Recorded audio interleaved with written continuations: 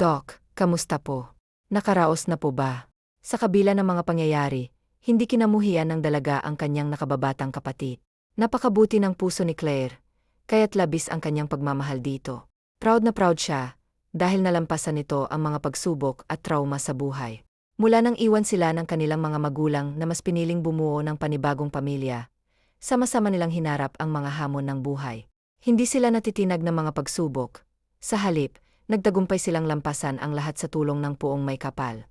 Nagbakawala ng hangin si Yar Olivier, bago niya inalis ang stetoskope na nakasabit sa kanyang lig. Nilaro ito bago marahang tapikin ang braso ng dalaga. Ikinalulungkot ko, Miss Madrigal, ngunit hindi kinaya ng kapatid mo na isilang ang bata. Bukod sa mahina ang kanyang puso, masyado pa siyang bata kaya hindi na niya ito nakayanan. Kusa nang sumuko ang kanyang katawan, at ginawa namin ang lahat ng aming makakaya. Patuloy na sinasabi sa kanya ng doktor na kaya ng kapatid niya ang normal delivery, kaya't hindi niya magawang paniwalaan ang mga sinasabi nito. Hindi ho. Hindi totoo yan, Doc. Impossible po ang sinasabi niyo. Malakas ang kapatid ko. Kinaya niya ang lahat ng masalimuot na nangyari sa buhay niya. Buhay pa ang kapatid ko, hysterical ngunit luhaan at nanghihina niyang wika. Nakita ang pagkabahala sa mukha ni Yar Olivier. Kasunod ang sunod-sunod nitong pag-iling. Sa labis na pagkabigla, halos maglupasay na ang dalaga hanggang sa mawalan na lamang ito ng malay. Nang muling magmulat ng mga mata si Geneva, bumungad sa kanya ang puting kisam. Napakurap siya at nilibot ng tingin ang paligid. Agad siyang bumangon nang maalala ang mga pangyayari, bago magdilim ang kanyang paningin. Walang ibang tao sa kwartong pinaghigaan niya, kaya't mabilis siyang lumabas. Sinalubong siya ni Yar Olivier, na nagbigay ng balita na wala na ang kanyang mahal na kapatid. Nilinis niya ang kanyang lalamunan, bago nanginginig ang mga kamay na inabot ang palad ng doktor, nang tumigil ito sa harapan niya. Kitang-kita niya ang pagkahabag sa mga mata nito, habang titig na titig ito sa kanya. Docs, pakiusap po, sabihin niyo naman sa akin na isa lamang pong biro ang lahat ng sinabi niyo. Hindi po pwedeng wala na ako. Siya na lang po ang mayroon ako. Kaya huwag niyo naman po akong biruin ng ganito. Muling naglandas ang masaganang luha sa kanyang mga mata. Ayaw niyang paniwalaan at mas lalo niyang ayaw tanggapin ang mga nalaman. Hindi niya kakayanin. Katulad ng sinabi ko sa iyo kanina, Iha, wala na ang kapatid mo. Ginawa namin ang lahat ng aming makakaya, ngunit hindi na niya ito kinaya. Bago namin tinanggal ang nakakonektang aparato sa kanya, hiniling niyang huwag mong pababayaan ang bata. Sa kanyang huling hininga, sinambit niya ang pagmamahal sa iyo at pati na sa kanyang anak. Malakas ang kapatid mo, Iha. Ngunit napakahina ng kanyang katawan. Nakikiramay ako sa iyong pagkawala, Iha, bulalas nito. Napaluhod si Millie sa sahig. Damang-dama ang sakit na walang kaparis. Sunod-sunod ang pagbuhos ng kanyang masaganang luha, habang patuloy na napasuntok sa tiles ng sahig. Lumuhod si Yar Olivier upang awatin ang dalaga. Awang-awa siya rito, lalo na't mayroon siyang anak na kaidaran lamang nito, at naranasan din ang ganitong pighati noong mga panahong nawala ang kanyang nobyo. Walang pag-aatubiling yakap ng may edad na doktor ang dalaga. Nais niyang iparamdam dito na hindi siya nag-iisa, kahit na hindi sila mag-aano-ano. Lakasan mo ang loob mo, Iha, dahil kailangan ka ng pamangkin mo. Ikaw na lang ang tanging meron ng bata. Naghihintay na siya sa'yo, kaya tumayo ka na tuntahan siya. Pagbibigay nito ng lakas habang patuloy na hinahagod ang likod ng humahagulgol na dalaga. Matapos ang ilang minutong pagdadalamhati, tuluyan nang nagpasya si Millie na tahakin ang kinaroroonan ng kanyang mahal na kapatid. Nasa morgue na ito, at mas pinili niyang puntahan ito kaysa sa bata na nakainom na ng tuluyan. Marting na maaring martir, ang ibig sabihin, ang kinaroroonan ng kanyang kapatid. Halos hindi niya na maihakbang ang mga paa, palapit sa kinahihigaan ng kanyang wala ng buhay na kadugo. May tabing ito ng puting tela, at hindi na niya alam kung makakaya niya bang alisin ang tabing na iyon. Diyos ko, bakit niyo po hinayaan mangyari ito sa kapatid ko? Wala siyang hinanakit sa Diyos. Hindi niya lamang lubos maipaliwanag kung bakit hinayaan nitong humantong sa ganito ang lahat. Kulang pa ba ang dinanas nito sa kamay ng mga lalaking walang puso? Muli ay namuo ang luha sa kanyang mga mata. Tinatagan niya ang loob upang makita, mahaplos, at mayakap kahit sa huling pagkakataon ang kanyang mahal na kapatid. Unti-unti niyang inalis ang tabing sa mukha ni Claire. Nahigit niya ang hininga nang tumambad sa kanya ang wala ng buhay na si Claire. Nanginginig ang kamay niyang hinaplos sa mukha nito. Maging ang labi niya ay nanginginig din ng hagkan niya, ang nanlalamig na noo nito. Walang isang salitang lumalabas sa kanyang bibig, nang yakapin niya ito ng mahigpit. Ang sakit at bighati ay dinanas niya sa pamamagitan ng pag-iyak. Kahit na humiyaw siya, hindi na maibabalik ang kanyang kapatid. Claire, mahal na mahal ka rin ni Ed. Pangako ko sa'yo, hindi ko pababayaan ang anak mo. Ituturing ko siyang parang tunay kong anak. Magpahinga ka na, kapatid ko. Huwag mo kaming isipin pa, dahil hindi ko pababayaan ang anak mo. Maging masaya ka kung nasaan ka man ngayon. Tuluyan mo nang nakamtan ang kaluwalhatian. Sige na, bunso, si ate na ang bahala sa lahat. Mahal kita, Claire. Mahal na mahal kita, kapatid ko. Sambit niya habang patuloy ang pagdaloy ng kanyang mga luha na tila wala ng hangganan. Malalim siyang humugot ng hangin nang bumitaw sa kanyang wala ng buhay na kapatid. Hinagkan niya pang muli ang noo nito, bago niya pawiin ang kanyang mga luha. Hinaplos niya ang pisngi ng kapatid, bago siya bigyan ng isang matamis na ngiti. Paalam, bunso. Kay sakit at kay bigat sa pakiramdam ng iyong binitawang pamamaalam. Dahan-dahan niyang ibinalik ang tabing sa mukha ng nakababatang kapatid. Sa pagtalikod niya sa morgue, muling pumatak ang kanyang mga luha. Humakbang siya ng diretso, hindi lumilingon. Hindi na niya kayang tingnan ang pagpasok ng isang lalaki sa morgue. Malalim na paghinga ang kanyang ginawa, bago tahakin ang kinaroroonan ng bata. Nang tuluyan ng marating ang bata, natutop ni Millie ang kanyang bibig. Tahimik siyang umiyak, habang lapitan ang kanyang pamangkin. Mapait ang kanyang ngiti nang mapansin na walang nakadikit na pagkakakilanlan sa kanyang mahal na pamangkin. Tanging, Bobby Girl, lamang ang nakasulat sa pinaghihigaan nito. Nanginginig ang kanyang kamay habang hinahaplos ang pisngi ng maliit na anghel, na mahimbing na natutulog. Walang kaalam-alam sa mga nangyayari. Nadudurog ang kanyang puso para sa bata, sapagkat sa kabila ng hindi katanggap-tanggap na pangyayari, nawalan pa ito ng ina. Gabriel na lang ang ipapangalan sa iyo ni Nanay Fimu. Okay, tumulo muli ang kanyang luha na agad niyang pinawi. Niyuko niya ang bata at hinagkan ito sa noo. Ikaw ang anghel namin ng mama mo na nasa langit na. Simula ngayon, ako na ang magiging nanay mo. Mamahalin kita, anak, nang higit pa sa buhay ko, madamdamin niyang saad. Uno ng pighati, napangiti siya nang biglang ngumiti ang natutulog na sanggol. Impit na lamang siyang umiyak bago lisanin ang silid. Dahil hindi pa niya mayuwi ang bata, minabuti niyang lakarin ang libingan ng kanyang pinakamamahal na kapatid. Labag man sa kanyang kalooban na tawagan ang mga magulang, kinakailangan ito, dahil hindi niya kakayanin ang mataas na gastusin ng mag-isa. 20 anyos pa lamang siya, at ang tanging trabaho niya ay bilang tindera sa isang pandesalan.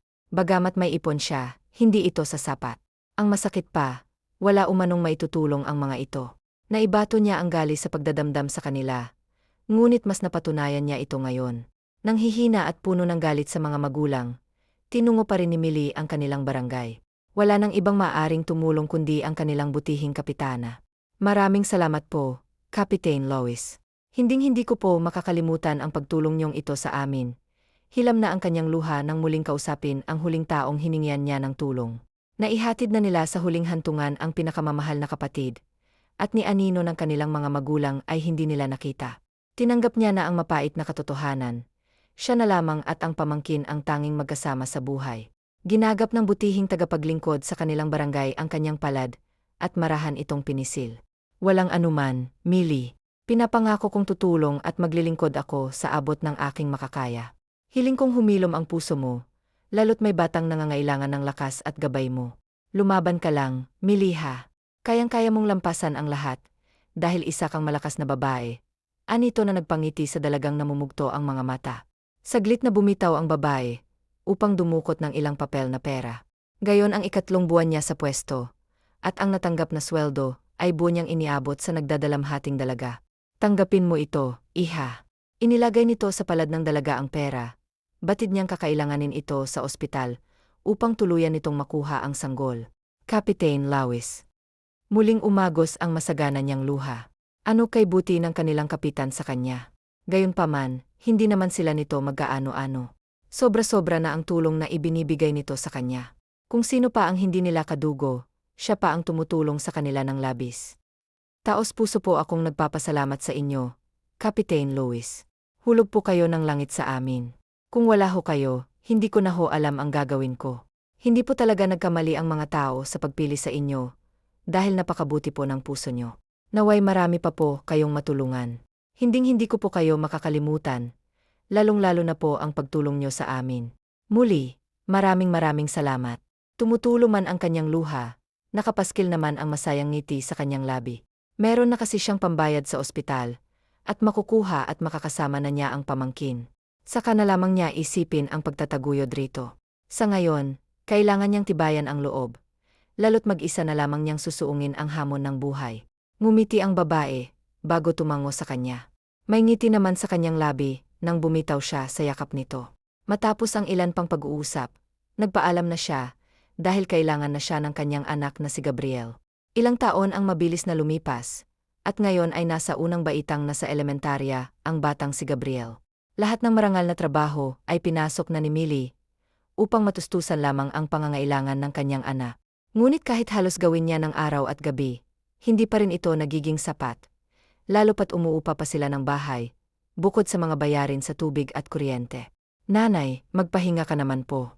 Hindi ka na po nagpapahingay. Kung matulog man po kayo, ilang oras lang. Hindi rin po kayo kumain ng hapunan, baka po magkasakit ka na niyan. Saad ng munting paslit na si Gabriel, habang yakap-yakap ang tuhod ng inang nagtitimpla ng kape.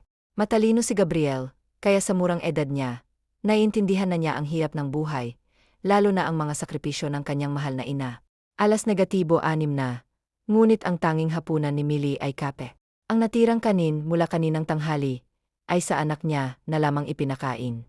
Wala nang kalaman-laman ang kanilang lagayan ng bigas, at wala na rin siyang kahit isang pisong kusing. Kaya't kailangan niyang tiisin ang gutom. Ilang beses na siyang nagpalipas ng gutom dulot ng kakulangan sa pera. Kahit magmakaawa siya sa tindahang pinagkakautangan, wala rin itong silbi, dahil nagbigay na ito ng ultimatum. Hanggat hindi niya nababayaran ang mahigit 1,000 pisong utang sa tindahan, hindi siya pwedeng umutang muli. Kaya niyang tiisin ang gutom, ngunit ang kanyang anak ay hindi. Katatapos lamang niya sa gabundok na labahin na ipinagawa sa kanya ng guro, na siya ring may-ari ng inuupahan nilang bahay. Wala siyang sahod mula rito, dahil ang kanyang serbisyo, sa mga labahin, ay bayad lamang sa 1 buwan nilang upa. Bukas, sa palengke naman ang kanyang trabaho, at tuwing Biyernes ang pasahod sa kanya roon, kaya bukas pa siya magkakaroon ng pera. Napangiti si Millie nang itigil ang paghahalo sa kapeng kanyang tinitimpla. Umupo siya sa paanan ng kanyang munting anak, upang magpantay sila. Hinawi niya ang ilang hibla ng buhok nito, na tumatabing sa maputi nitong pisngi, at inilapit iyon sa likod ng tenga nito.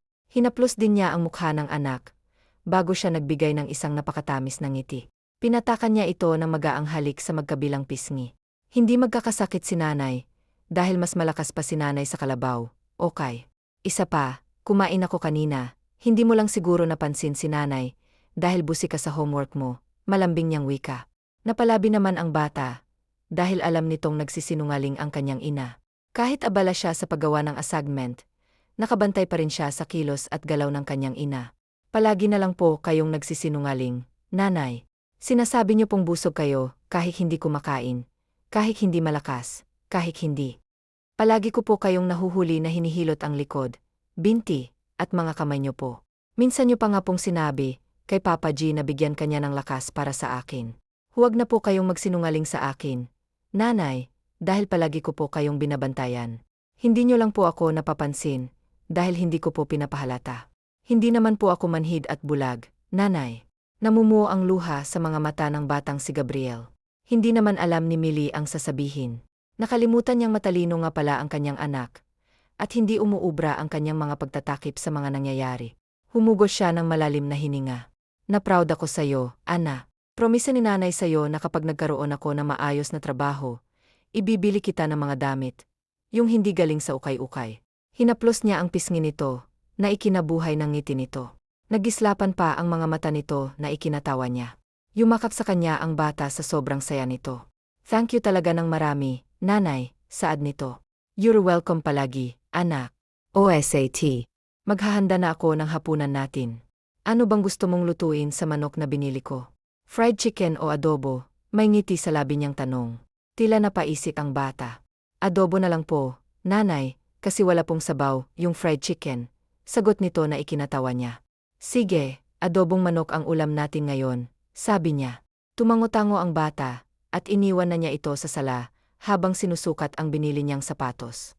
Nagsaing na muna siya at saglit na iniwan ang anak, upang makapagbigay ng bayad, kahit na hindi buo kay Aling Lolita. Nagpasalamat si Faye na kahit masungit ang matandang tindera, naunawaan naman ito. Hindi pa rin pwedeng umutang. Fee, ha? Hanggat hindi mo pa nababayaran ang lista mo sa akin.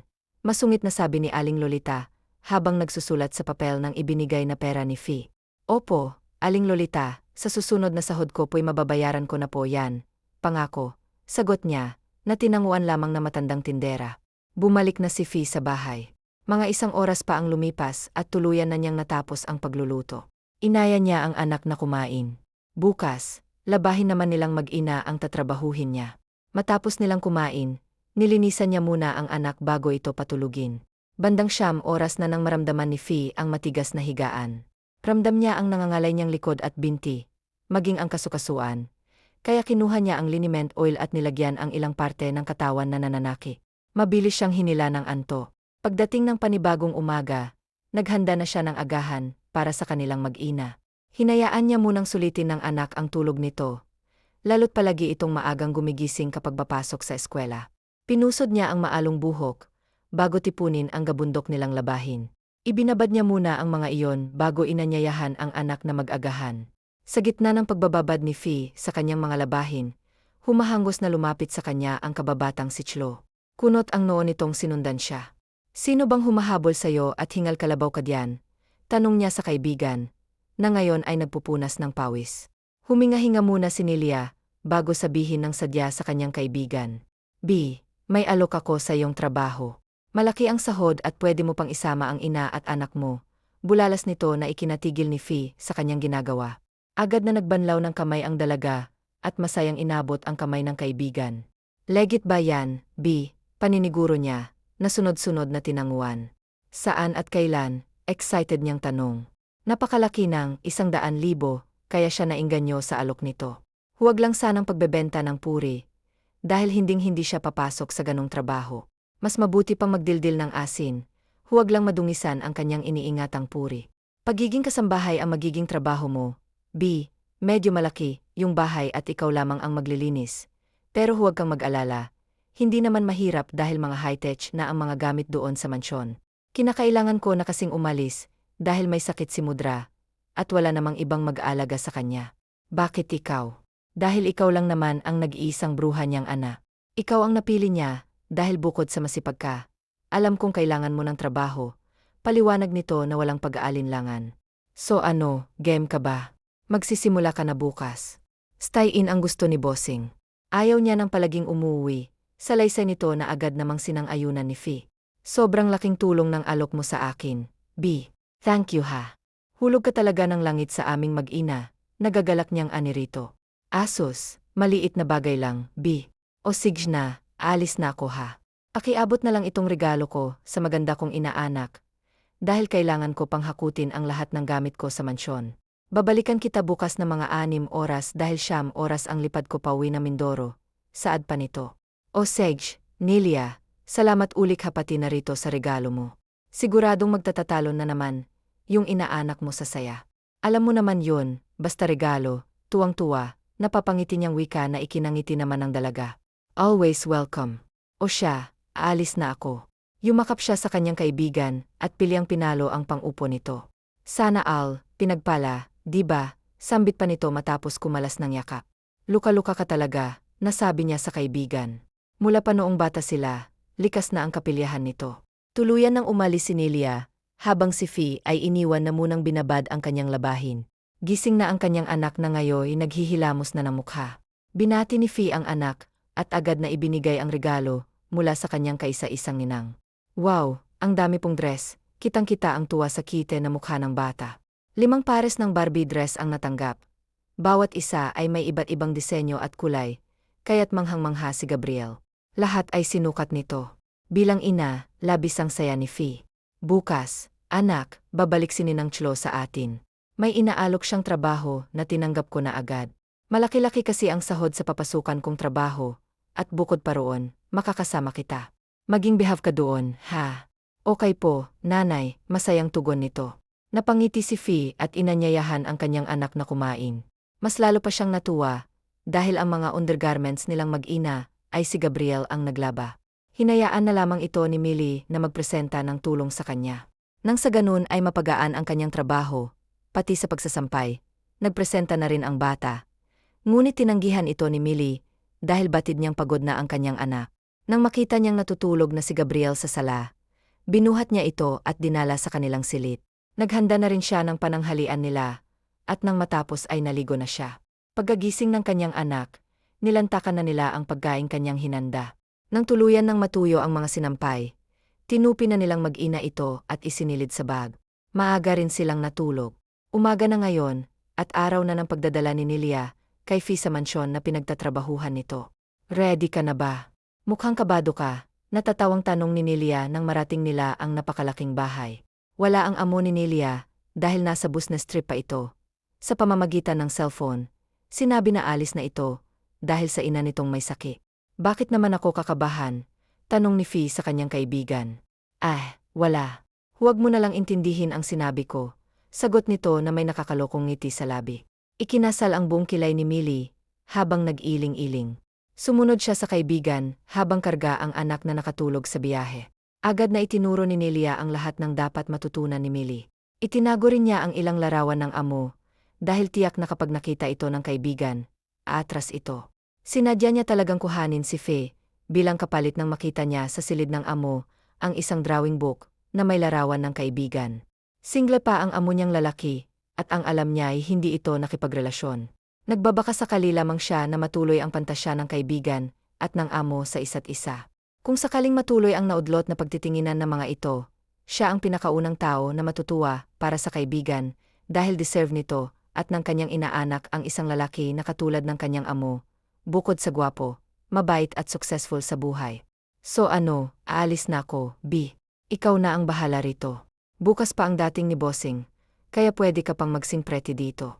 Kapag nagutom kayo ng inaanak ko, dumukot lang kayo sa kusina. Walang problema kay Bossing iyon. Kahit ubusin niyo pa ang stock ng kusina, dahil barya lang sa kanya ang mga iyon. Nga rin pala, gusto ni Bossing na pagbalik niya mula sa business trip, ipaghanda siya ng paborito niyang ulam, karikar at sti. Madali lang naman iyon, dagdag pa nito. Paano, Benaha, beautiful best friend. Kumindat pa ito bago isinukbit ang bag. Muling nagpasalamat si Fee sa kaibigan. Kampante naman siya sa sarili, dahil marunong siya sa kusina, lalo na sa gawaing bahay. Pag-aalis ng kaibigan, minemorya ni Fee ang paligid ng napakalaking bahay. Medyo maalikabok ang bookshelf kaya nilinisan niya iyon. Nilinisan din niya ang living room, kahit na malinis naman ito. Hindi kasi siya sanay na walang ginagawa, kaya halos manginab ang paligid sa kanyang masusing paglilinis. Nanay, boses ni Gabriel na mukhang kagigising lamang, nagpatigil kay Millie sa kanyang ginagawa. Nilapitan niya ito at masuyong nginisyan. Nagugutom ka na ba, anak? Malambing niyang tanong. Mag-aalas 12 na kasi at kumakalam na rin ang tiyan niya. Ngunit ayaw niyang kumain nang hindi kasabay ang anak. Ayaw rin niyang gisingin ito, kaya hinintay na lamang niya na magising, lalo pat mayroon naman siyang ginagawa. Opo, nanay, sagot nito habang nagkukusot ng mata. Sabay naman silang mag-inang tinungo ang kusina ng mansyon. Namamangha pa rin talaga ang dalaga sa karangyaan ng paligid kumbaga sa puno ay hitik na hitik ito sa bunga mukhang kahit na ilang buwan silang mastok sa bahay na yon, ay hindi sila magugutom sa sobrang dami ng pagkain. Wow, ang dami pong pagkain nanay, pwede po, kaya tayong kumuha.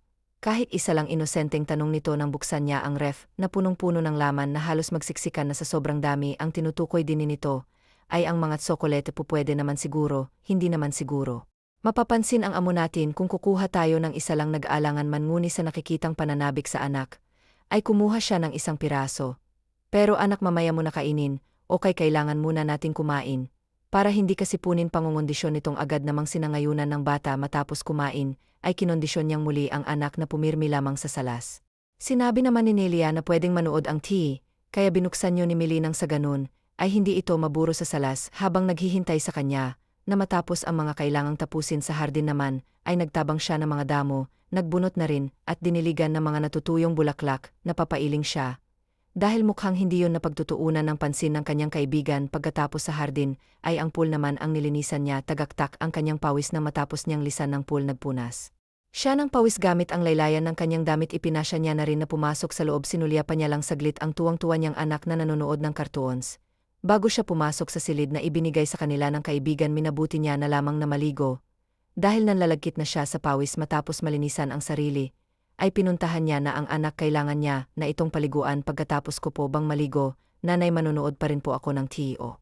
Pero anak kapag nandito na yung may-ari nitong bahay, hindi ka na pwedeng manood o kay masuyo niyang paalala rito. Nakakaintindi namang tumango ang bata tuluyan na niya itong pinaliguan, at pagkatapos ay hinayaan niya itong manood na kinood na rin siya. Dahil wala naman siyang gagawin ni hindi niya namalayang nakatulog na pala siya, nagising na lamang siyang madilim na ang paligid tinungan niya ang anak na tulog habang nakahiga sa mga hita niya. Kinuha niya ang remote at pinatay ang TV, binuhat niya na rin ang kaniyang anak, at dinala ito sa kanilang silid. Kinaumagahan, ay maagang naghanda si Millie, iniluto niya ang ibinilin sa kanya ng kaibigan, bandang 6 oras na siya natapos magluto iniwan niya, na muna ang mga hinandang pagkain sa mesa. Wala namang pusa, kaya hindi niya kailangang mangamba, tinakpan niya na lamang ang mga niluto, minamadali niya ang paglilinis ng katawan saktong tapos na siya sa pagliligo nang nakarinig ng busina mula sa labas. Kaya dali-dali siyang nagtungo sa malaking gete upang pagbuksan na magiging amo. Sa kabilang banda naman ay natitigilan si Julian. Hindi niya mayalis ang tingin sa babaeng nagbubukas ng gete. Para sa kanya tila napako siya sa kinaupuan.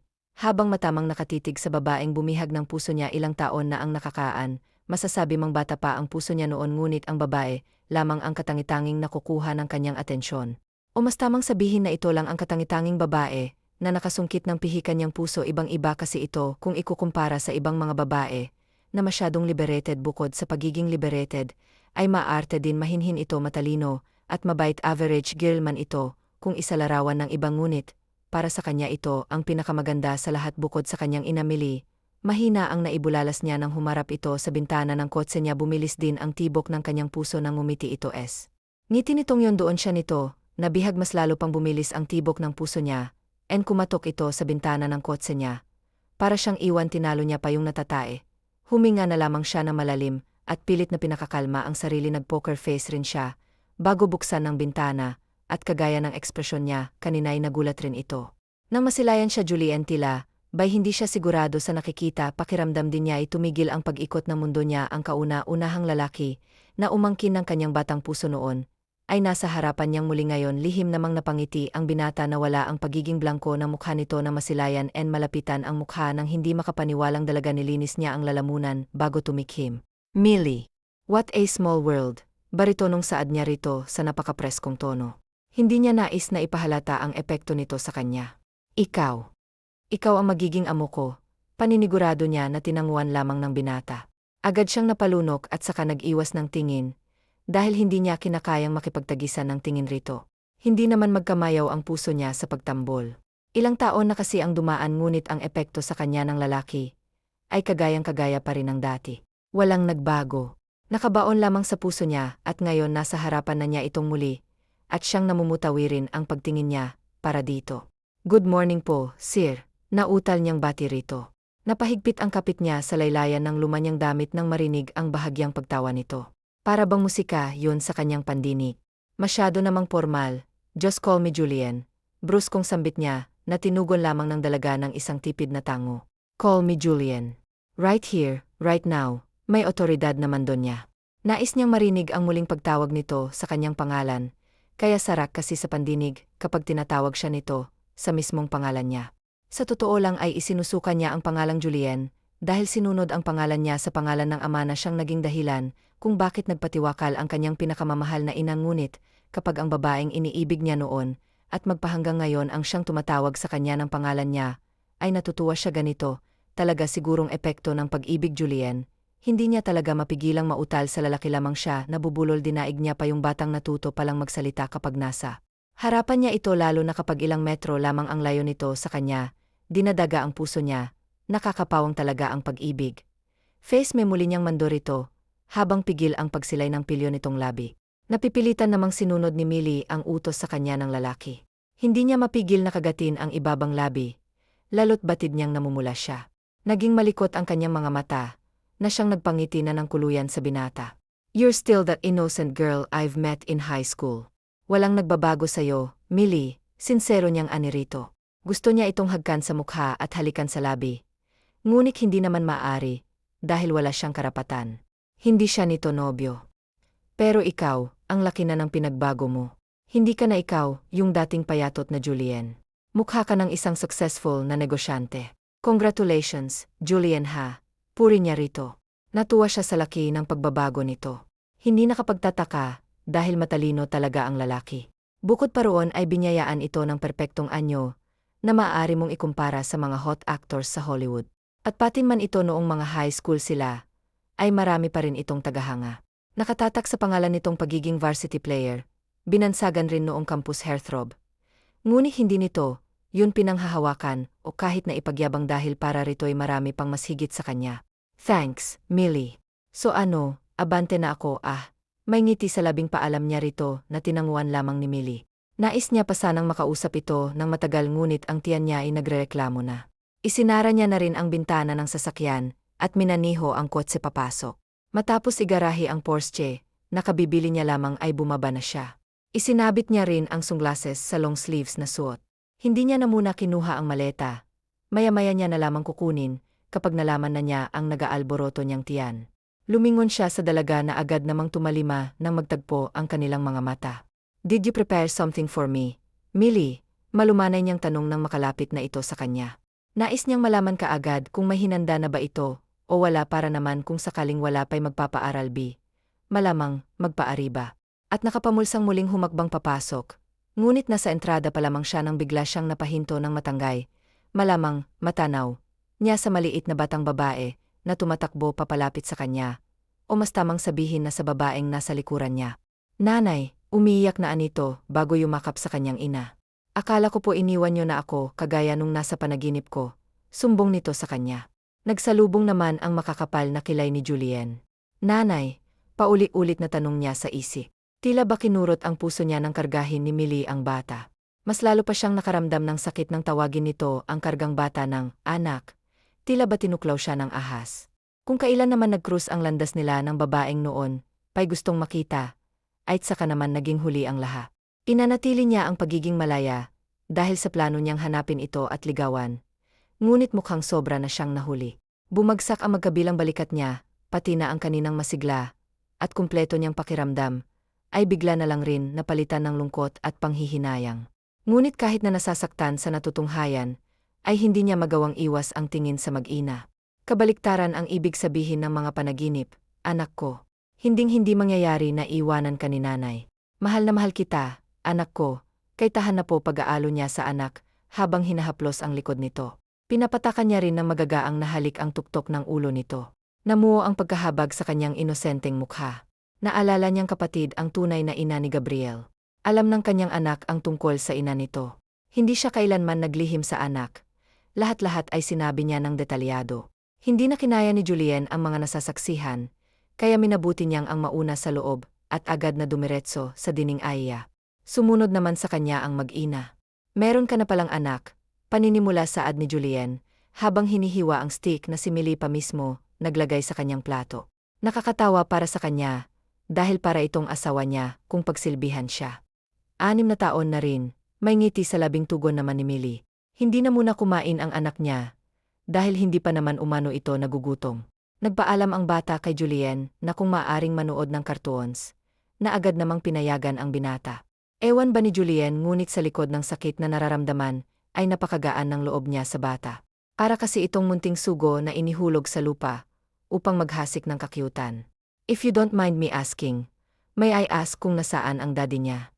I mean, your husband. Mariin niyang naipikit ang mga mata ng mautal sa huli niyang tanong. Para bang merong bumara sa lalamunan niya, nang itanong ang tungkol sa asawa nito. Napangiti naman si Millie. Ako lang ang mama at papa niya. Proud niyang sabi na ikinakunot ng noo ni Julienne. Pwede ko bang malaman kung papaanong ikaw lang ang daddy at mommy niya? Curious niyang tanong. Gustong-gusto niya talagang malaman ang bawat detalye ng buhay nito. Napabuntong hininga naman si Millie, bago sulyapan ang anak na humahagikik, habang giliw na giliw sa pinanonood nitong Masha and the Bear. Ngunit sa sagot pa lang sana siya nang biglang tumunog ang cellphone ng kaharap niya. Itinikom niya na lamang ang bibig at hinayaan noong kausapin ang kung sino mang tumawag at baka importante. Nagpaalam ito sa kanya na sasagutin lang ang tawag na agad niya namang tinanguan. Bumalik si Julienne ng tahimik. Hindi niya na muli pang inulit ang tanong kanina dahil nawalan na siya ng gana. Tumawag kasi ang half-brother niya at sinabing binawian na ng buhay ang kanilang ama kani-kanina lamang. Napupuot siya sa ama, ngunit bilang anak ay nakakaramdam siya ng sakit. Walang imik niyang tinungo ang silid kung saan meron siyang minibar. Meron kasi siyang insomnia, at ang tanging gamot para sa kanya ay ang kanyang mga paboritong ala. Muling tumunog ang cellphone niya ngunit hindi na niya ito binigyan pa ng pansin. Lalo pa half-brother niya lang naman yon. Hindi niya pagbibigyan ang hiling nitong pumunta siya. Hindi niya kailanman haharapin ang ikalawang pamilya ng ama. Sila ang legal ng kanyang ina, ngunit ginawa sila nitong ikalawa. Nagmistulang kabit ang kanyang ina noon. Nilango niya ang sarili, hanggang sa makatulugan niya, na ang ikalimang bote ng alak na nakakalahati niya pa lamang. Sikat ng araw ang siyang gumising kay Julien kinaumagahan. Gamit ang kamay ay hinal niya ang mukha. Bumangon na rin siya at saka sinulyapan ang orasan. 9 oras na. Napalingon pa siya sa pintuan ng kwarto niya nang merong kumakatok. Ron, malamang roon. Tumayo siya nang hindi man lang nagsusuot ng pang-itaas, dahil sanay naman siyang matulog ng walang damit. Ay Diyos ko po, agad na napatakip ng mga mata niya, si Millie nang tumambad sa kanya ang perpektong figura ng lalaking nagpapabilis ang tibok ng puso niya. Nag-init rin ang mukha niya nang hindi sinasadyang bumaba ang tingin niya sa matigas na bagay na nasa pagitan ng mga hita nito. Napapangiti naman si Julien sa naging reaksyon ng dalaga.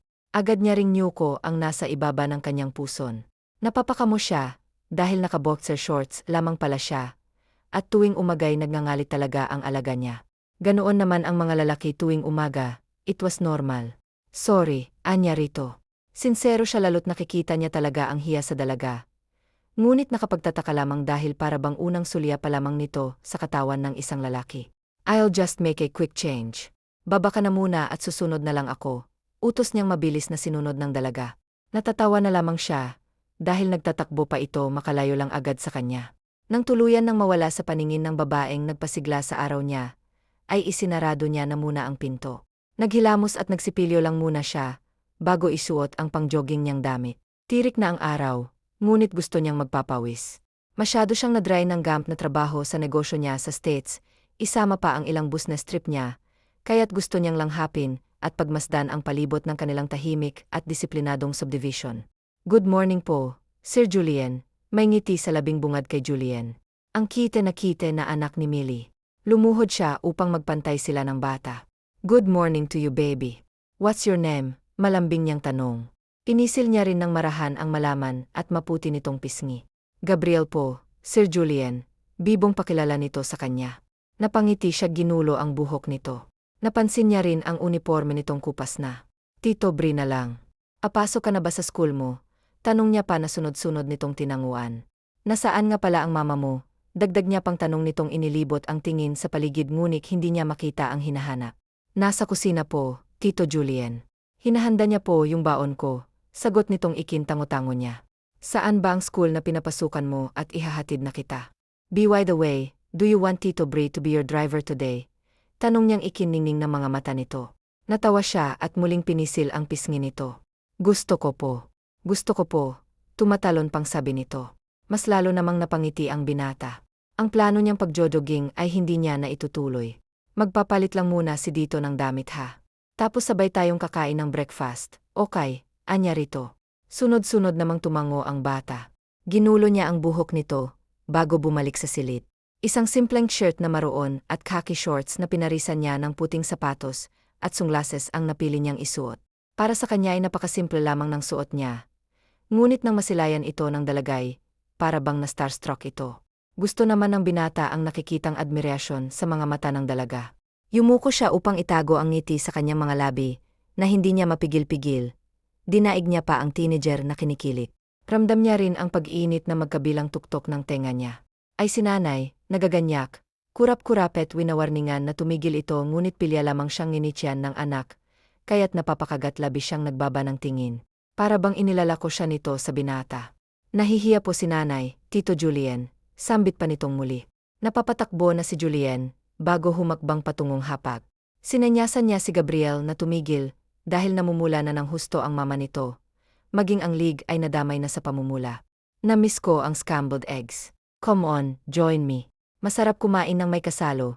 Alok niya kay Millie na hindi man lang nawawala ang ngiti sa kanyang labi. Dito ka sa tabi ko maupo, Little Gabriel. Baling niya sa bibong bata. Tinapik ni Julien ang katabing upuan na agad namang sinunod ng bata. Tumabi nga ito sa kanya. Nilagyan naman ni Julien ang plato nito ng kaunting pagkain, nakakasya lamang sa maliit nitong tiyan.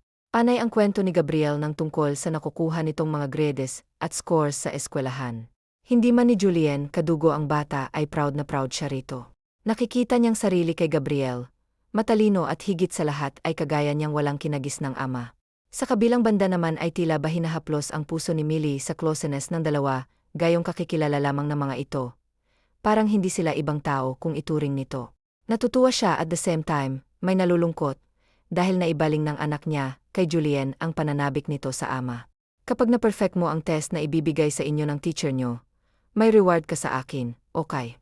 Ililibot kita sa mall at lahat na magustuhan mo ay bibilhin natin. Punta na rin tayo ng Ocean Park kapag may araw pa. Okay ba yon? Nasa harapan na sila ng eskwelahan ang kondisyon ni Julien. Ang namimilog ang mga matang si Gabriel. Nasa gilid lamang si Millie, nais naman niyang awatin ang anak. Dahil nakakahiya ngunit hindi niya magawa, lalo't masayang-masaya ang anak niya. Pagdating pa naman sa mga regalo, reward, at iba pa ay nasasabik ng husto ang bata. Talaga po ba, Tito Julien? Paninigurado nitong tinanguan naman ang binata.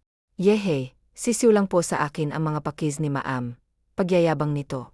Para sa batang mataas ang IQ ay talagang sisiw lamang ang mga kizes ng mga teacher nito. Kung ikukumpara sa ibang libay, malamang kaedad. Parang grade 4 tumili na ang kaalaman nito. Natawa naman ang binatang ginulo ang buhok ng bibong bata. Binuhat niya si Gabriel at hinatid pa sa room nito.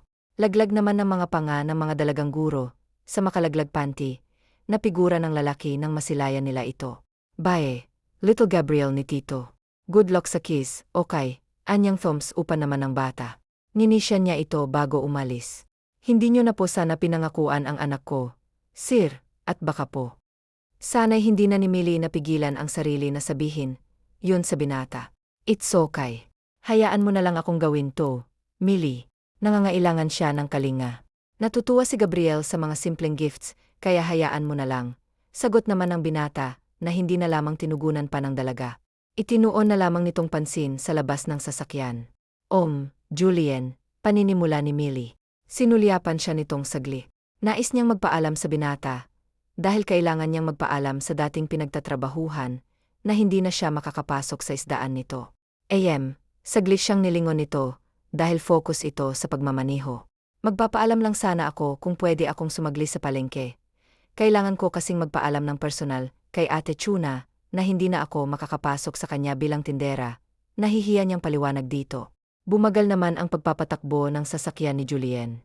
Saan ba at nang masamahan na kita?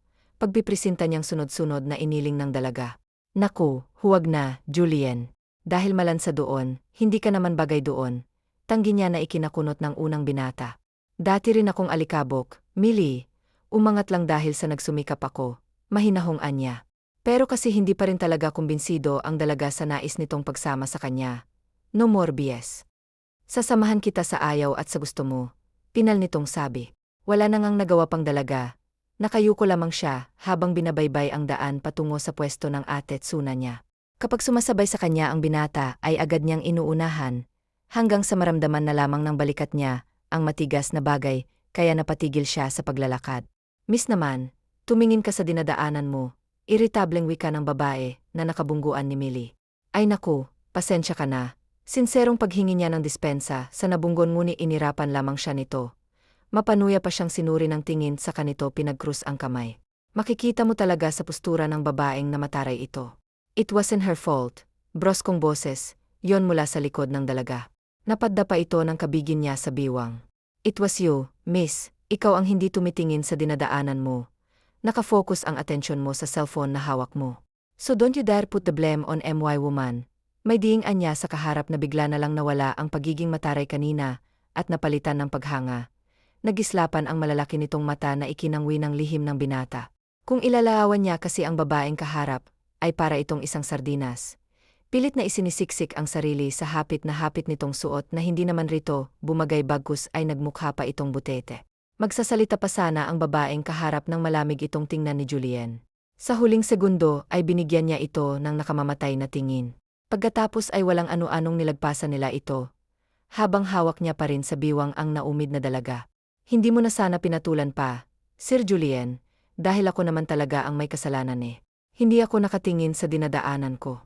Tumigil siya sa paghakbang kaya tumigil rin ito. I'm not blind, Millie. Nakasunod ang mga mata ko sa bawat kilos mo.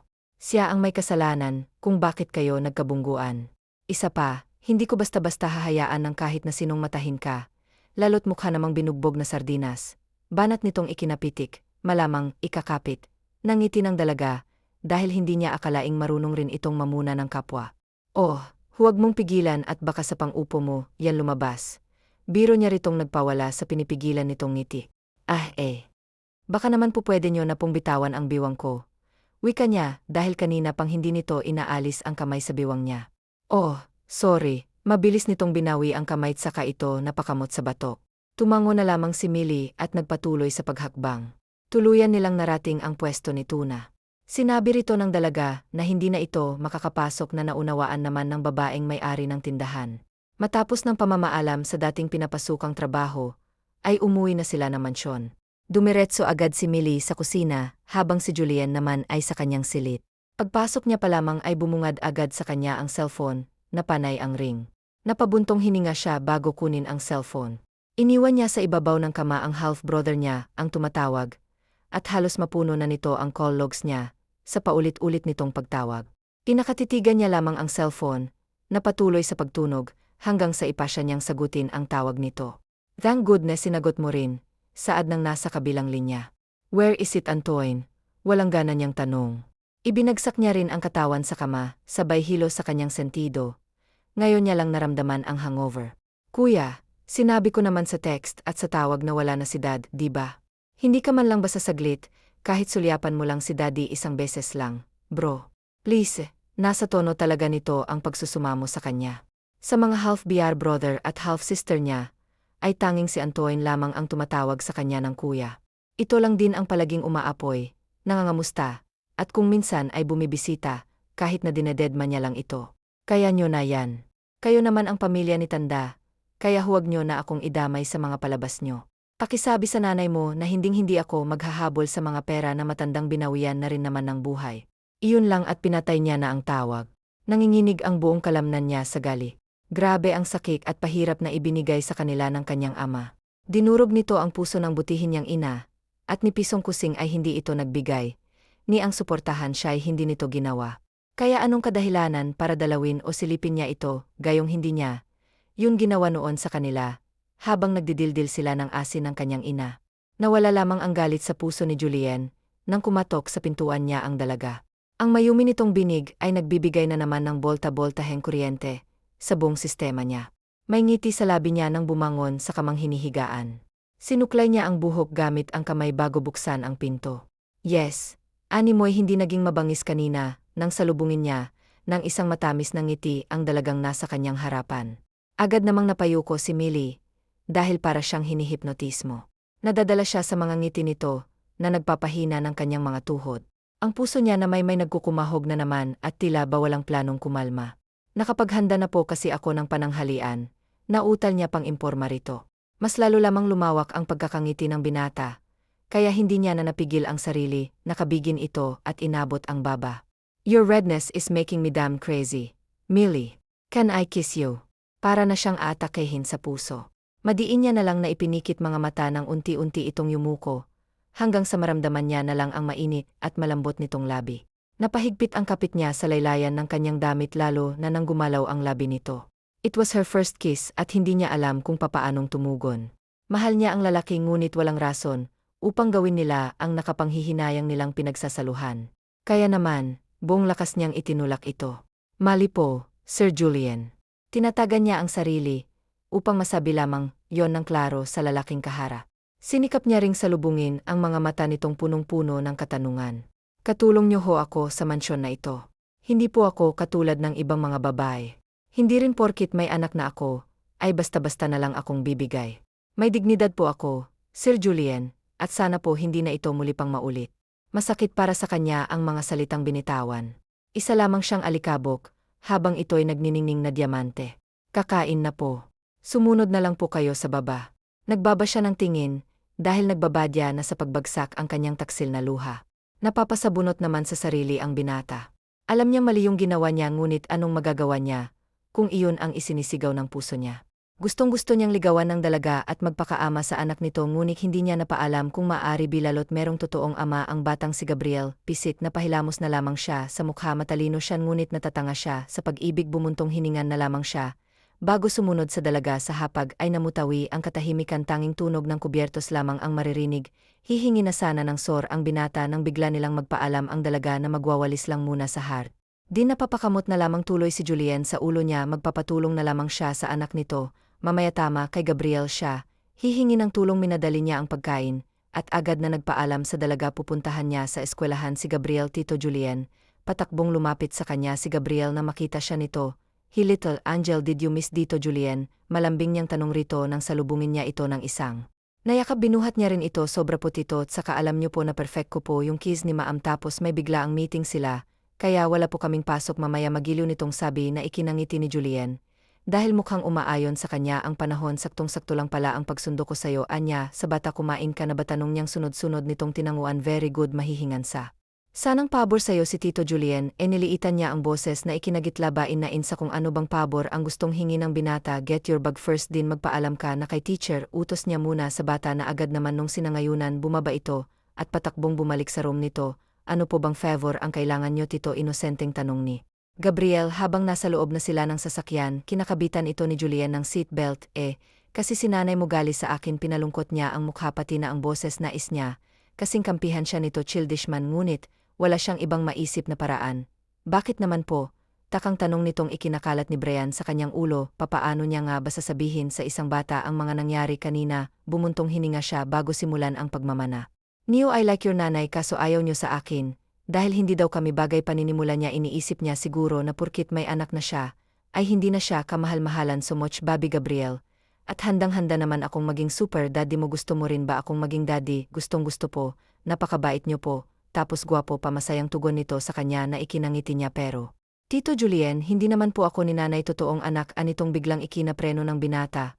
What? Gulat niyang tanong. Itinabi niya muna ang sasakyan. Napapakamot naman sa ulo nito. Ang bata si Mama Claire po ang totoo kong mama, kaso nasa heaven na po siya, kaya sinanay na ngayon ng mama ko. Simpleng paliwanag nito na ikinalaki at ikinaaliw alas na mukha ng gwapong binata. Dinaig niya pa ay nanalo sa loto. Ang puso niya ay parang biglang lumundag sa sobrang saya. Ginagap ni Julien ang maliit na palad ni Gabriel, saka yun pinisil-pisil. "Ba gusto mo akong maging daddy?" Tanong niya ritong sunod-sunod na tinanguan ni Gabriel. "Okay, ganito, tulungan mo naman si Tito na mapaos si nanay mo, para maging isang happy family na tayo. Pwede po ba yun, my little angel?" "Opo, pwede po Tito Daddy. Kailan po ba tayo sisimulan na maging happy family?" "Mamaya na agad pagdating natin sa bahay." Makahulog ang tugon niya. "Basta i-push mo lang kami ng nanay mo sa isa't isa." "Okay." Sambit niyang sunod-sunod nitong tinanguan na may kasama pang thumbs up ng dalawa nitong hinlalaki. Ginulo niya ang buhok nito bago ibinalik ang sarili sa pagmamaneho. Ngayong malinaw na ang lahat sa kanya, ay wala na magiging rason pa para hindi niya ipakita at ipadama ang pagmamahal para sa dalaga. Tama na ang ilang taon niyang sinayang puso at sarili niya naman ngayon ang pairalin niya. Pagdating nila sa manson, ay takas silang sinalubong ni Millie. "Nanay," agad na lumapit si Gabriel sa kanyang ina. "Bakit ka umuwi, anak? Wala ba kayong pasok mamayang hapon?" Kinarga niya ang anak at hinagkan nito sa pisngi. Umiling si Angel bago nito lingunin ang Tito Daddy niyang nakangiti sa kanila na malaki. Kinindatan ito ng bata, kaya natawa si Julien dahil napakabata pa nito para matuto ng ganon. "May meeting po kasi sila Maam, nanay, kaya maaga po tayong makakapamili." Naman magawang sagutin ni Millie, kaya tumango-tango na lamang siya. "Magpapalit ka na muna, Bobby, sa nanay mo ng damit." Singit ni Julien. "Samahan niyo na po kami ni nanay, Tito Daddy." Saad naman itong mariing tinanggihan ni Millie, ngunit mapili talaga ang kanyang anak. "Palit ka na rin, Millie." Malambing na binalingan niya ang dalaga na malagyan na nito ng pulbos ang likod ng anak. Tumango na lamang ang dalaga. Sa pagpasok ni Faith sa banyo, ay nag-appear ang dalawa. "Very good po ba yung ginawa ko, Tito Daddy?" Mahinang tanong ni Gabriel. Nagpabuhat rin ito sa kanya na agad niya namang kinarga. "Yes, Bobby, kaya thank you very much." Mahina rin niyang tugon. Hinagkan niya pauno si Gabriel. Nag-usap pa sila ng mga gagawin mamaya hanggang sa lumabas na ng banyo ang dalaga. Hindi ni Millie maiwasang mag-isip kung ano lalo't kaninang nasa banyo siya. Habang nagpapalit ay naririnig niyang nagbubulungan ng dalawa. Panay rin ang palitan ng mga ito ng ngiti. At kung minsan ay nag-aapura pa, may plano pa yatang dalawang toto. Asa isip-isip niya hanggang sa tuluyan nilang marating ang mall na merong 5 palapag na pakalaki. At mas ikinagulat niya pa ay pagmamay-ari pala ng binatang malaking mall na yon na kanilang pinasukan. Sunod lamang ng sunod ang dalaga sa dalawa na animoy mag-ama. Nagtataka pang dalaga kung bakit tinawag ng daddy ng anak niya ang binata ngunit sa huli, ay ipinagkibit niya na lamang lalo't nakikita niyang masaya ang kanyang anak, hindi niya na lamang tatanggapin ang ibibigay nitong sahod sa kanya bilang kabayaran sa mga nagastos nito. Para sa kanyang anak, ayaw mo man lang bang pumili ng damit mili na sa tono nito ang lungkot o mas tamang sabihing tampo, dahil kanina niya pang sinasabihan ang dalaga na kumuha ng damit at ng kahit na anong magustuhan nito ngunit ni isa, ay wala itong kinuha. May mga gamit pa naman po ako Sir Julien, pagrarason niya. Isa pa ay hindi niya kailangan ng mga mamahaling gamit, prioridad niya ang kanyang anak. Baling gula-gulanit ang damit niya, basta ang anak niya ay hindi Julien. Pagtatama niya rito ngunit umiwas lamang ito ng tingin. Nasa harapan sila ng PlayStation kung saan nakikipaglaro sa mga bata si Gabriel, pinagmamasdan lamang nila ito. I won't say sorry sa ginawa ko kanina Millie, mahinang usal niya, nasakto lamang para marinig ng katabi, napabuntong hininga siya. Dahil hindi niya na kinakayang ginagawa nitong pag-iwas sa kanya, inabot niya ang palad nito at pilis sa kanyang pinaharap. Millie, I love you, pagtatapat niya. Kitang-kita niya ang gulat sa mga mata nito, ngunit wala itong sinabi. Tila hinahayaan lang siyang ipagpatuloy ang mga dapat na sabihin. First year high school tayo, nang biglang mag-slow mo ang paligid ng bigla kang dumaan. It was love at first sight. Palagi kitang sinusundan ng tingin, you're typical yet special. Palagi kitang ginuguhit kapag walang ibang nakatingin at wala akong kasama. Lahat ng anggulo ng mukha mo, na memorya ko na, napangiti siya sa mga nagawa noong binatilyo pa lamang siya. Denied ko pa nga ang stalker noon. Kapag merong lumalapit sa'yo at nagtatangkang ligawan ka, ay tinatakot ko. Gayon naman ay natawa siya, dahil sa pagiging selfish at seloso noon at magpahanggang ngayon. Kahit na wala akong kahilig-hilig sa pagtatahi, ay pinasok ko pa rin ang kurso na, yun sa drafting makasama't masilayan ka lang. Tuluyang napangiti ang dalaga kasabay ang pagtulo ng luha nito. Pinahid niya yon gamit ang daliri. Mahal kita, Millie. Mula noon at magpahanggang ngayon, we were destined. Dahil si tadhana na mismo ang gumawa ng paraan para magtagpo muli ang mga landas natin. I was planning to find you but fate did its job for me. Ginagap niya ang palad nito at marahan, yung pinisil-pisil. Fi Madrigal, pwede bang manligaw ang isang Julian Collins sa'yo? Apasa kaya ako sa standards mo, matamis ang kanyang ngiti. May ilan na ring nanonood sa kanila, ang iba'y napapatili, napapalakpak, meron ding nagvi-video. Sagutin mo na yan, Ti. Hindi gaawin ko yan sa si kuya. Sagutin mo na agad sis. Nga naman, ma'am. Sagutin mo na si sir, para naman hindi na palaging galit. Ilan lamang yan sa mga sinasabi ng mga nanonood. Natawa pa si Julien sa huling narinig. Perfectionist kasi siyang boss. Ayaw niya nang pumapalpak. Sa yes na po, nanay, segundo naman ng maliit na tinik. Hindi nila namalayan ang paglapit sa kanila ni Gabriel. Napangiti si Millie at masuyong tumango. Para saan pat nagpapakipo siya, gayong mahal na mahal niya rin ang binata. Sapat na ang mga sinabi nito, upang mawala ang pangamba niya. Wala na siyang pakialam kung husgahan man siya ng mundo. Yes. Finally, you're mine, galak na sigaw ni Julien, at walang pasabing inangkin ang pinananabikang labi na ngayon ay kanya ng nobya. Sinagot man siya nito kaagad ay liligawan pa rin niya ito araw-araw. Palakpakan naman ang mga taong nakikinood.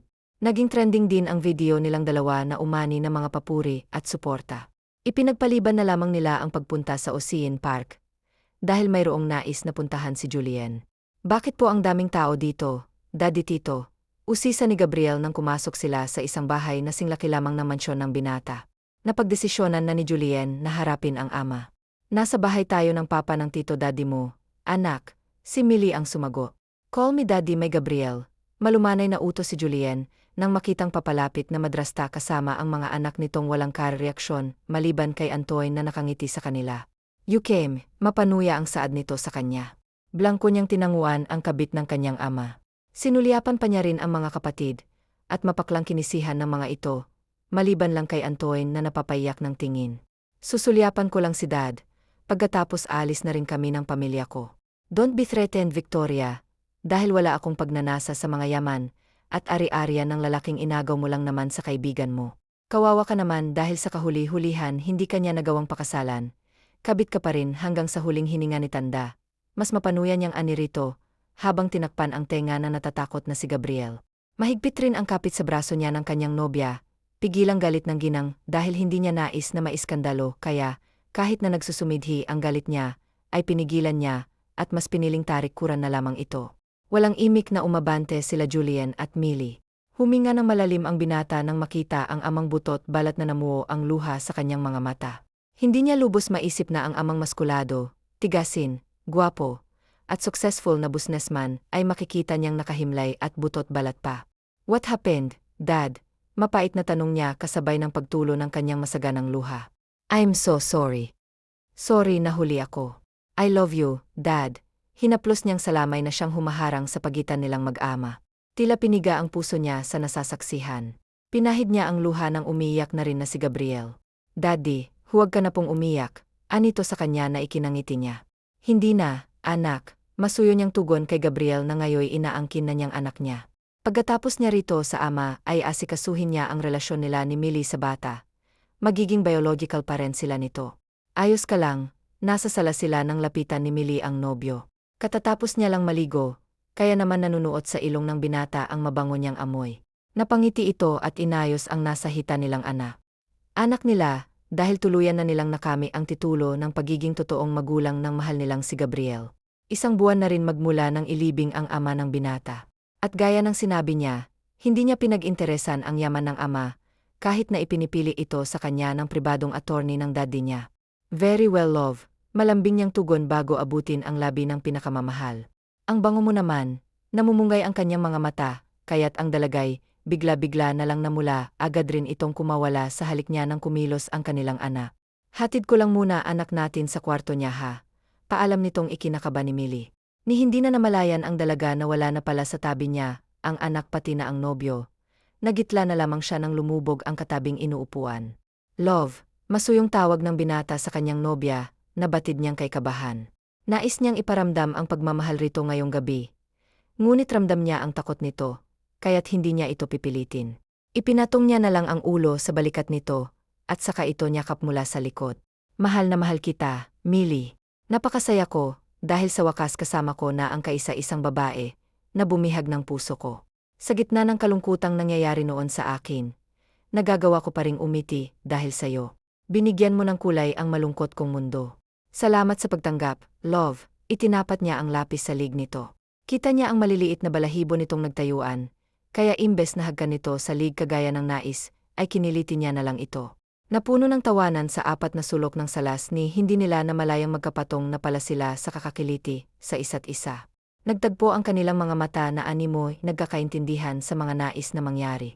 Kitang-kita ang pag-ibig sa mga mata nilang ngayon ay namumunggay na. Sabay silang napalunok nang magbaba ang kanilang mga mata sa mapupula nilang mga labi. "I love you." Sabay pahalos nilang sabi, bago magtagpo ang maiinit nilang labi. Masuyo at punong-puno ng pagmamahalang halik na kanilang pinagsasaluhan. Ni hindi na nila namalayan kung papaanong narating ang sariling silit.